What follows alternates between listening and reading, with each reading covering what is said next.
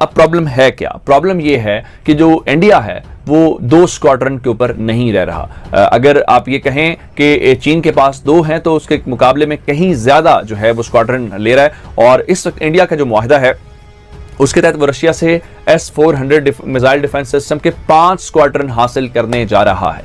जिस तरह से 1990s के अंदर भारत में एटमी धमाके किए और पूरे खित्ते की ताकत का तवाजुन जो है वो बिगड़ कर रह गया था और पाकिस्तान के लिए बड़ी अलार्मिंग सिचुएशन थी। एक मर्तबा फिर से 2021 के अंदर बिल्कुल उसी दौराहे पर पाकिस्तान आ खड़ा हुआ है। बहुत ज्यादा S-400 मेरे ख्याल से गलत ले रहे हैं वो, बहरहाल उनकी अपनी वो है, वो S-400 किसके अगेंस्ट यूज करेंगे। इंडिया से रिलेटेड खबर यह है कि इंडिया को बहुत बड़ी खुशखबरी मिली है, इंडिया को बहुत बड़ा एक रिलीफ मिला है और उसके इस इकदाम की वजह से पाकिस्तान, चीन और इंडिया के दरमियान ताकत का तवाजुन एक बार फिर बदल गया है। जिसका मतलब यह है कि अब वो पाकिस्तान और चीन से मुश्तरका तौर पे जो जंग लड़ने की बातें करता है उसकी जानिब उसने पहला कदम उठा दिया है और इस सिलसिले में उसको मदद आ गई है। और मैं आपको बताऊंगा कि किस तरीके से जो उन्होंने नई टेक्नोलॉजी, रशियन टेक्नोलॉजी है जिसको वो वेस्टर्न बॉर्डर के ऊपर डिप्लॉय करने जा रहे हैं, उसे आने वाले चंद दिनों के अंदर दौड़ क्या शुरू होने वाली है। दूसरा, अब जो इस सिलसिले में अगर ये देखा जाए कि अमेरिका का जो किरदार है वो क्या किरदार होगा कि ये काम कोई और मुल्क करे तो वहां पे तो अमेरिका पाबंदियां लगाता है और उनके रहनुमाओं से मुलाकातों से इनकार कर देता है, लेकिन यहां पे आके उन्होंने किस तरीके से उस चीज से खामोशी का इजहार किया है और वो बिल्कुल खामोश बैठे रहे। और फिर तीसरी बात यह है कि इसमें ज्यादा मामला चीन का है या पाकिस्तान का है।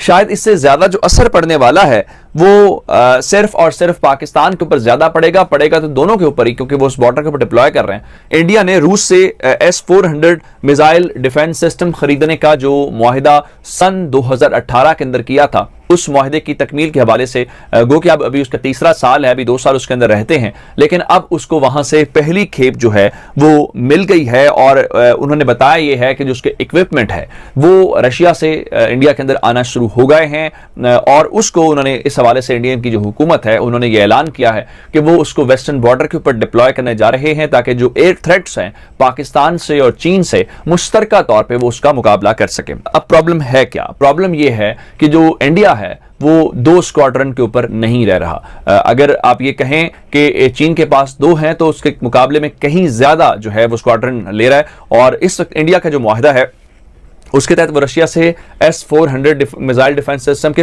5 स्क्वाड्रन हासिल करने जा रहा है।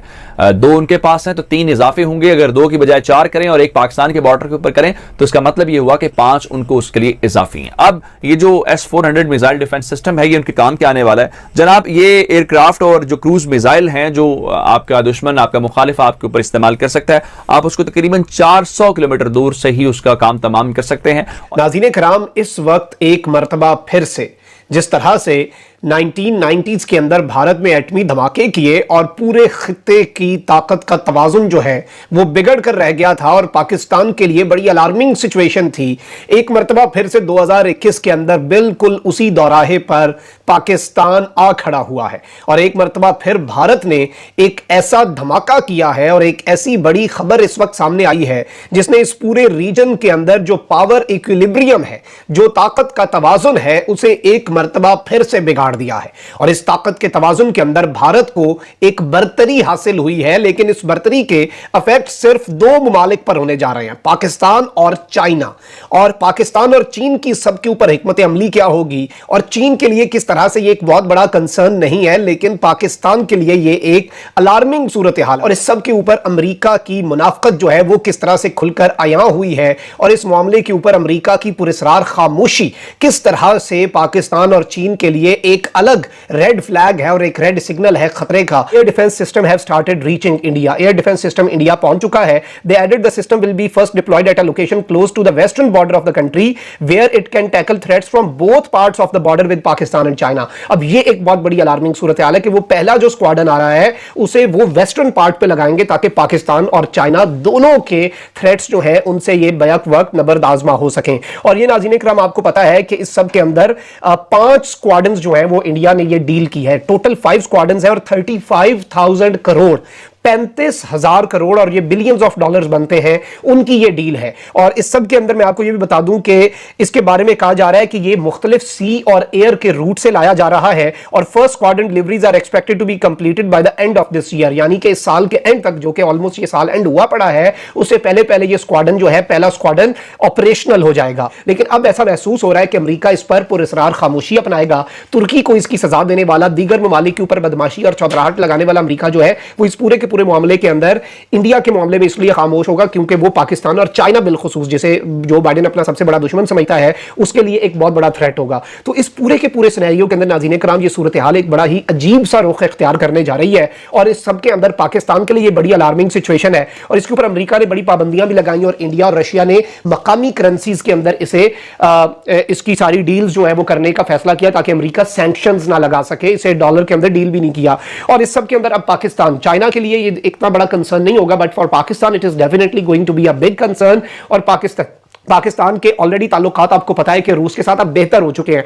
और रशिया के लिए तो ये सिंपल बिजनेस डील है। रशिया टर्की को दे रहा है, रशिया ने चाइना को भी दिया, इंडिया को भी दिया, दोनों ने इधर इधर लगा दिया। रशिया तो कारोबार कर रहा है। अब पाकिस्तान को इस सब के अंदर एक बहुत बड़ा प्रिंसिपल स्टांस भी लेना पड़ेगा और पाकिस्तान के लिए भी अब एक ताकत का तवाजुन जो है वो एक मरतबा फिर से कायम करने का एक बहुत अहम और इंपॉर्टेंट मरहला आ चुका है। जिस तरह से एटम बम जब बना तो पाकिस्तान को हंगामी बुनियादों पर ताकत का तवाजुन कायम करने के लिए, इस खित्ते की बेहतरी के लिए और इस खित्ते के अंदर, लेकिन अब चाइना के मामले को अगर हम देखें तो चाइना विल ट्राई कि वो मजीद स्क्वाड्रन्स इंडक्ट करे और चाइना पर तो अमेरिका की चलती भी नहीं है। तो इससे एक हथियारों की दौड़ जरूर बढ़ेगी जो इंडिया ने इकदाम उठाया है और अमेरिका की इस पर खामोशी जो है वो इस जानिब एक बड़ा वाज़ेह इशारा है। और इस खामोशी का पाकिस्तान क्या फायदा उठा सकता है कि अगर अमेरिका इंडिया के मामले पर कुछ नहीं बोला तो वो पाकिस्तान के मामले पर भी कुछ भी बोलने का मजाज नहीं होगा और उसके पास एक मॉरल ग्राउंड नहीं होगा। तो ये अब आने वाले दिनों के अंदर बड़ा एक इंपॉर्टेंट मैटर बनने वाला है। अमेरिका जो है उसके लिए एक मुश्किल है। मुश्किल यह है कि इंडिया वो मुल्क है जिसको इस पूरे रीजन में पैम्पर किया जा रहा है। इसी वजह से 28 अक्टूबर को इस मिसाइल डिफेंस सिस्टम की डिलीवरी स्टार्ट होने से चंद रोज पहले 28 अक्टूबर को 3 जो यूएस लेजिस्लेटर्स हैं उन्होंने एक कानून में अमेंडमेंट जो है वो पुट फोर्थ की, उन्होंने ले डाउन की।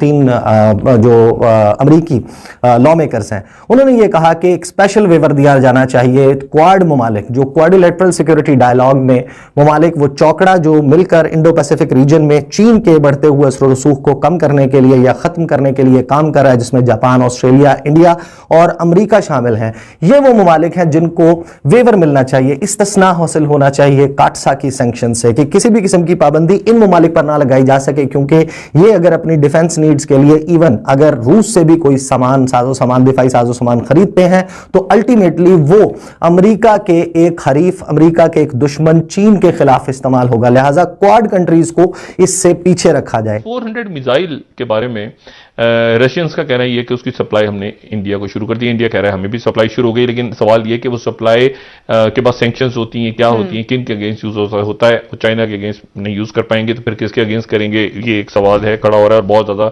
S-400 मेरे ख्याल से गलत ले रहे हैं वो, बहरहाल उनकी अपनी वो है। वो S-400 किसके अगेंस्ट यूज करेंगे, क्या वो LAC पे लगा देंगे S-400 या S-500? तो बहरहाल ये, लेकिन मैं आपको सिर्फ एक बात ही बताऊं कि ये इंटरनेशनल ऑर्डर, चूंकि ये इंटरनेशनल ऑर्डर का